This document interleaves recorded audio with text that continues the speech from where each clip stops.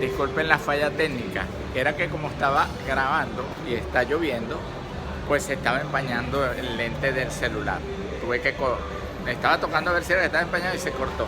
Para no iniciar de nuevo, vamos a completarlo aquí bajo el techo del mercado de Florianópolis, este lugar donde vienen muchos turistas, muchas personas a ingerir alimentos.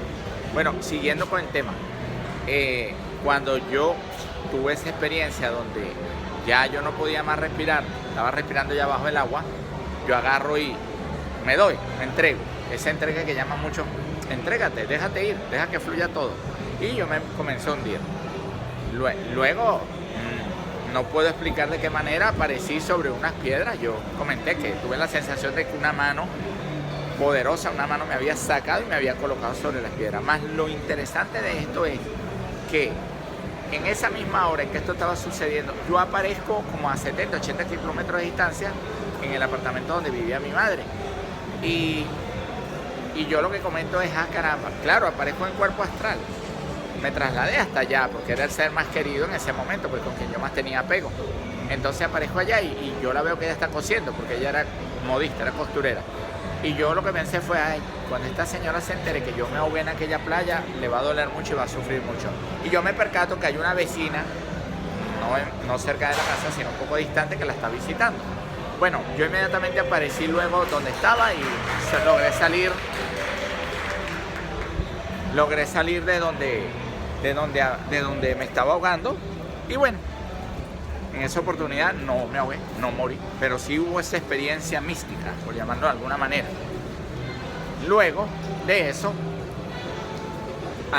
cuando yo le comento a mi mamá, cuando llego allá y estoy allá, le comento y ella me dice que sí, que la vecina había estado esa hora allá en la casa. ¿Cómo supe yo? Que ella me dijo, ¿cómo supiste tú si tú no estabas aquí? Que ella estaba aquí y estaba hablando de ese tema. Casi se me mete en la boca. Este vídeo está haciendo, señores. Alguien está haciendo travesuras por ahí. Bueno, ¿cómo supe yo? Si yo no estaba ahí, si yo me estaba ahogando en ese momento, ¿cómo yo supe que esa señora estaba visitando a mi madre y lo que estaban conversando en ese momento acerca de la costura? Evidentemente que una parte de mi conciencia estaba ahí en ese momento. Estaba ahí y lo supo. Bueno, el caso Holly es muy conocido por el doctor Bruce Greyson, creo que sí, Bruce Greyson. Ojo, vamos a citar a personas científicas, la mayoría de ellos médicos, científicos, neurofisiólogos, neurocirujanos, que durante su práctica clínica, muchos de ellos tuvieron experiencias de este tipo, con pacientes a los cuales trataban experiencias cercanas a la muerte. Bueno, el caso Holly es muy famoso porque ellos estaban interviniendo a una paciente y la paciente muere y se le diagnostica muerte clínica. Luego, como a la media hora o a la hora, no sé si 1 hora, 2 horas, no recuerdo bien, Holly vuelve al cuerpo, sobrevive, y luego cuando el doctor Bruce Greyson, él es autor de un libro llamado Conciencia sin Cerebro, muy bueno, cuando él conversa con su paciente, nuevamente Holly le comenta y le dice, tenía pena de decírselo, pero se lo comenta y le dice, doctor, ¿sabe que yo morí y yo supe lo que usted estaba conversando acerca de mí? Él piensa que es una broma, que le están tomando el pelo, una broma de muy mal gusto porque ella describió todo. Describió cómo estaban vestidos los cirujanos, cómo estaban vestidos todos ellos ahí. Incluso ella cuando trasciende sale del cuerpo y va por el pasillo de donde ella muere en ese hospital, en ese centro de salud.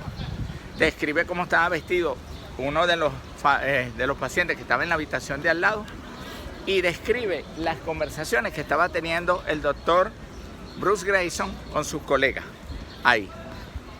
¿Cómo supo Holly lo que estaban hablando ellos? Si Holly estaba muerta, declarada muerta clínicamente, y describió todo con lujo de detalle lo que estaba sucediendo ahí. Entonces, el caso Holly es muy famoso. El caso Holly es solo uno de más de 5 millones de experiencias cercanas a la muerte solo en los Estados Unidos de Norteamérica. Imagínense a nivel del mundo, ¿cuántos pueden ser? 100 millones, porque la mayoría de la gente se calla estas cosas, no las dice.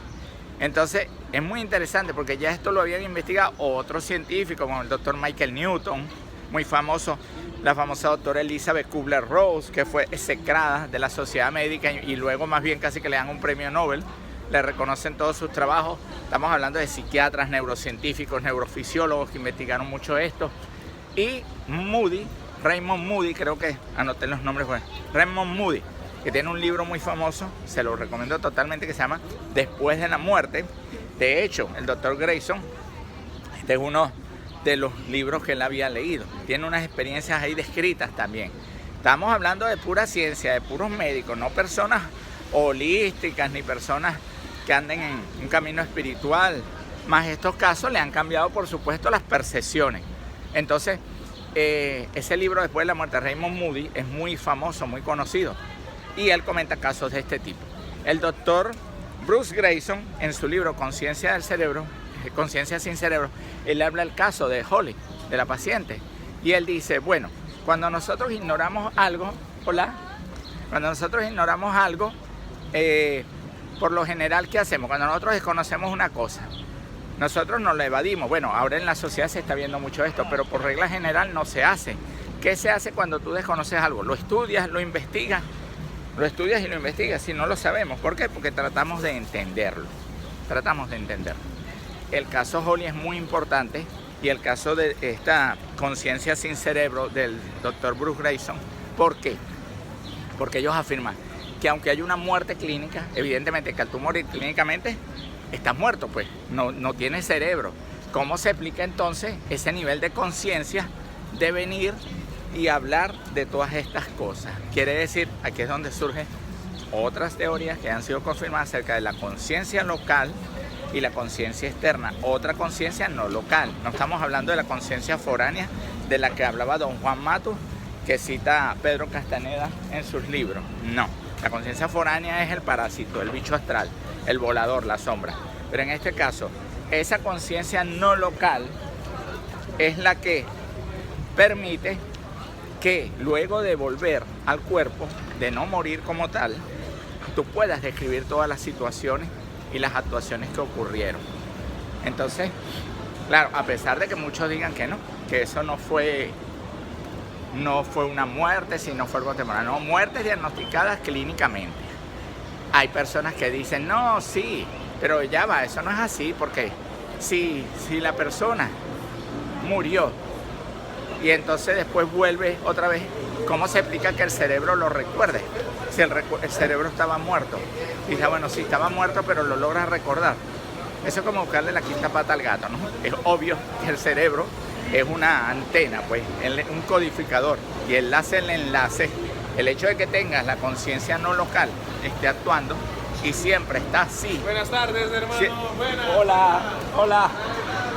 El hecho de que no tengas la conciencia no local activa, de que tengas la conciencia no local activa y en ese momento esté inactivado el cerebro como conciencia local, no quiere decir que cuando la persona vuelva el cerebro no se active, o quizás nunca estuvo inactivo, pero estaba muerto porque no estaba en función cerebral. Pero la conciencia, ¿puede la conciencia no local entonces darle vida al cerebro? Yo pienso que ahí, así como le explica Dios a... ¿cómo se llama este autor? Conversaciones con Dios, Donald Walsh. Él lo habla muy bien, lo dice Donald Walsh, no sé si lo han leído, es un autor que tiene unas conversaciones y él lo titula así. El libro es de Donald Walsh, escrito por él. Él dice que el principal protagonista, aparte del libro, es Dios. Entonces Dios tiene conversaciones con él. Por eso es que se llama Conversaciones con Dios. Entonces, ¿qué dice él ahí? Bueno, que Dios le dice a Donald Walsh que nosotros podemos existir en varios planos simultáneamente, o sea, estar en varias realidades. ¿Se acuerdan cuando hablamos de los planos oblicuos que cortan el plano de acá? Que matemática y geométricamente es mucho más factible hablar de planos oblicuos que de estar hablando de mundos y de dimensiones. Bueno, acá él lo explica de esa manera. Y cuando Dios le habla a Dios como conciencia suprema, como conciencia suprema y absoluta, le habla, bueno, esa conciencia no local está presente afuera, vive las experiencias que tiene que vivir afuera y también hace la interconexión con el cerebro. No tenemos un cerebro de adorno en la caja craneana. Evidentemente que cuando estamos en el plano físico nuestra conciencia local es mayoritaria y predominantemente es la que actúa. Pero ¿por qué no actúa la no local? Porque la tenemos adormecida, mas no quiere decir que no esté acá. Es como la chispa de luz está, pero no está aquí, está en los otros planos. Por eso lo importante es que nosotros activemos, estemos conscientes de todo esto, lo activemos para que nos vayamos con esa activada, con ese conocimiento y no ignoremos del lado de allá. Fíjense cuando Luis Felipe cita en La sabiduría hiperbórea, que se nombra en la novela mágica de Belicena Vilca, el caracol, el misterio del caracol y de la espiral. ¿Qué es lo que hay ahí? Los científicos han demostrado que la espiral se vuelve a empañar. El teléfono, más vamos a terminar de grabar así. La espiral, es decir, el caracol, tiene la suficiente forma como para albergar una cantidad de transmutaciones a nivel de otros campos. Eso lo permite esa forma del caracol, de la espiral.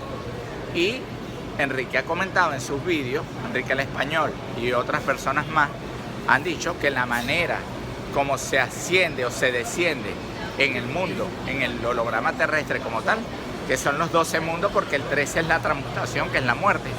Y como asciendes o desciendes, lo haces a través de una espiral, en forma de espiral. Es como un elevador que atraviesa la Tierra de arriba a abajo. Arriba tienes 7 mundos y abajo 5, si mal no recuerdo, que te suman 13 en total. Pero serían, perdón, que suman 12.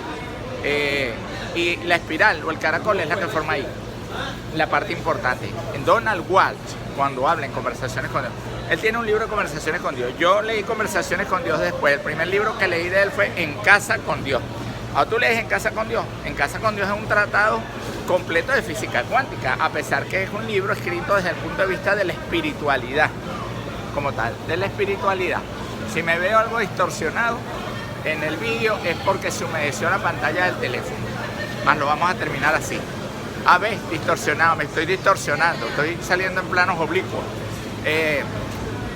Entonces, ese libro de Conversaciones con Dios y En Casa con Dios, Dios le explica a Donald Walsh el modelo de la espiral, que es el mismo modelo del caracol, cómo a través de eso es como que un gusano atraviesa la manzana.